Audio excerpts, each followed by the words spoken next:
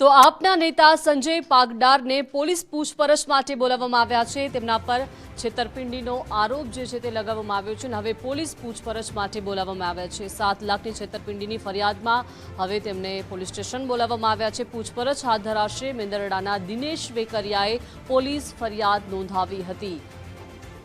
તો રૂપિયા ડબલ કરવાની લાલચ આપી હોવાના પણ આક્ષેપ કરવામાં આવ્યા છે અને હવે પોલીસ દ્વારા આ સતત પૂછપરછ કરવામાં આવશે। 7 લાખ રૂપિયા લઈને બહાના બતાવતા હોવાના પણ આક્ષેપ જે છે તે મેંદરડાના દિનેશ વેકરિયાએ કર્યા છે। ડબલ રૂપિયા કરવાની લાલચ આપવામાં આવી હતી। 7 લાખ રૂપિયા લઈને પરત ન આપી બહાના બતાવતા હતા અને રૂપિયા માંગતા ફરિયાદીને માર માર્યો હોવાના પણ આરોપ છે। છરી બતાવી જાનથી મારી નાખવાની ધમકી પણ આપવામાં આવી હોવાના પણ આક્ષેપો થયા છે। આવતીકાલે જૂનાગઢ તાલુકા પંચાયતના હોદ્દેદારોની ચૂંટણી છે અને 18 પૈકી 9 બેઠક ભાજપ પાસે અને 9 બેઠક આપ પાસે છે, ત્યારે આની પણ અસર જોવા મળી શકે છે। વધુ વિગતો સાથે સંવાદદાતા અતુલ જોડાઈ ગયા છે। અતુલ, આપના સંજય પાડગારને હવે પોલીસ પૂછપરછ માટે બોલાવવામાં આવ્યા છે। તેમના પર છેતરપિંડીનો આક્ષેપ છે।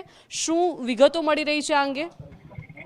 દીપિકા, ચોક્કસ જણાવ્યું કે જે રીતે જિલ્લા પંચાયત તાલુકા પંચાયતની ચૂંટણીના પરિણામો બાદ જોવા જઈએ તો જૂનાગઢ તાલુકા પંચાયતની ટોટલ 18 બેઠકોમાંથી 9 બેઠકો આમ આદમી પાર્ટી પાસે છે અને 9 બેઠકો ભાજપ પાસે છે। ત્યારે આવતીકાલે છે તે આ ચૂંટણી થનાર છે, ત્યારે હાલ જોવા જઈએ તો આ ટાઈ પડી છે।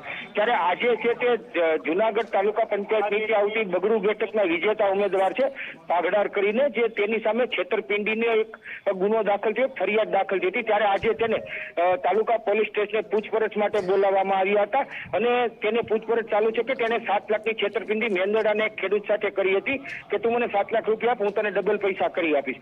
આ રીતે એક છેતરપિંડીની ફરિયાદ નોંધાઈ હતી, જેને લઈને તાલુકા પોલીસ સ્ટેશને આજે જે પાગડાર છે તેને પૂછપરછ માટે બોલાવ્યો હતો અને ખાસ કરીને જોવા જઈએ તો જો તેની અટક કરવામાં આવે તો, ધરપકડ કરવામાં આવે તો તેની સીધી અસર છે તે આવતીકાલની ચૂંટણીમાં થઈ શકે છે, કેમ કે એ મતદાનથી વંચિત રહે તો 10 અને 8 થઈ જાય અને ભાજપ છે તે વિજયી થઈ શકે। આમ હાલ જે આ તાલુકા પંચાયત જૂનાગઢ તાલુકા પંચાયતની ચૂંટણી છે તેને લઈને રાજકારણ ગરમાઈ ગયું છે।